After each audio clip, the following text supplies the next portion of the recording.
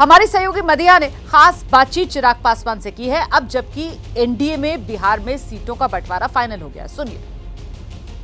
आदरणीय उपेंद्र कुशवाहा जी, आदरणीय मांझी जी, तमाम साथियों का धन्यवाद। जिस सहजता से इस गठबंधन को अंतिम स्वरूप दिया गया है, ये कहीं ना कहीं दर्शाता है कि हम लोग कितने दृढ़ संकल्पित हैं उस लक्ष्य की ओर जो हमारे प्रधानमंत्री जी के द्वारा हम लोग को दिया गया, 400 सीटें जीतने का वो लक्ष्य। और यकीनन अब जब गठबंधन में सीटों का चयन तक हो चुका है, अब जल्द सारी पार्टियां अपने अपने उम्मीदवारों की घोषणा करेंगी और रणभूमि में हम लोग उतरेंगे और 400 के लक्ष्य में बिहार की 40 सीटें जीतकर हम लोग देंगे, ये विश्वास है। अकेले सांसद कोई विधायक नहीं, पार्टी को 5 सीटें दिला देना इस गठबंधन में कैसा लग रहा है? उपलब्धि मान रहे हैं या क्या ऐसा बेसिस है या किन फैक्टर्स पे 5 सीटें दिला पाए पार्टी?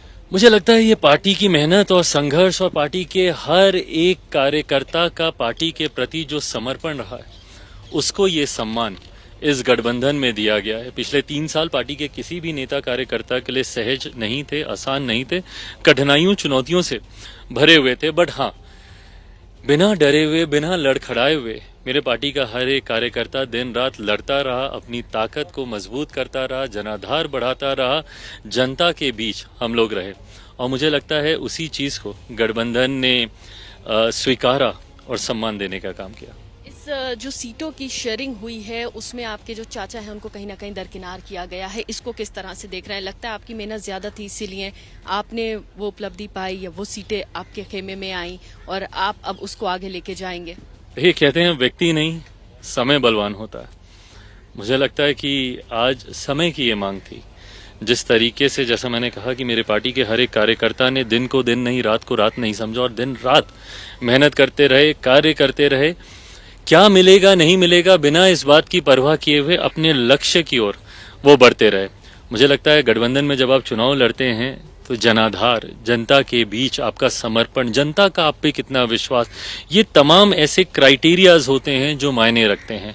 और मुझे लगता है कहीं ना कहीं गठबंधन ने इन तमाम क्राइटेरियाज पे मेरे जैसे सिंगल सांसद की पार्टी को मजबूत समझा और मुझे लगता है उसी के आधार पर हम लोग को ये सम्मान दिया गया। बिहारी और युवा की बात आप हमेशा करते आए हैं, लेकिन इस बार जब चुनाव मैदान में उतरने वाले हैं, अब आप 5 सीटों पर जब जाएंगे, चुनाव प्रचार करेंगे, तो क्या ऐसे मुद्दे होंगे, क्या ऐसी बात होगी जो लगता है कि जनता के बीच लेके जाने बहुत जरूरी है? देखिए, मैंने हमेशा बिहार फर्स्ट, बिहारी फर्स्ट की मैंने बात की और वही मेरा लक्ष्य है, वही मेरा विजन है, वही मेरा एजेंडा है, जिसके साथ मैं बिहार में आगे बढ़ने का मैं कार्य कर रहा हूँ।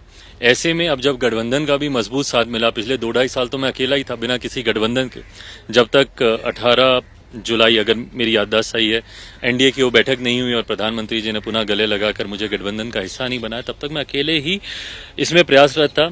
अब गठबंधन का साथ है और बिहार के लिए एक लंबे समय के बाद यकीनन ये एक सुनहरा अवसर आया है, जहां जैसे ही घड़ी का काटा दोपहर 2:30 पे आए, बबीता जी का दिल सास बहू साजिश के लिए मचल जाए।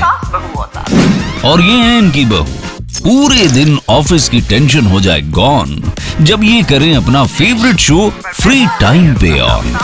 इनकी तरह आप भी देखें अपना फेवरेट शो अपने टाइम पर और डाउनलोड कीजिए एबीपी लाइव ऐप अपने स्मार्ट टीवी पर।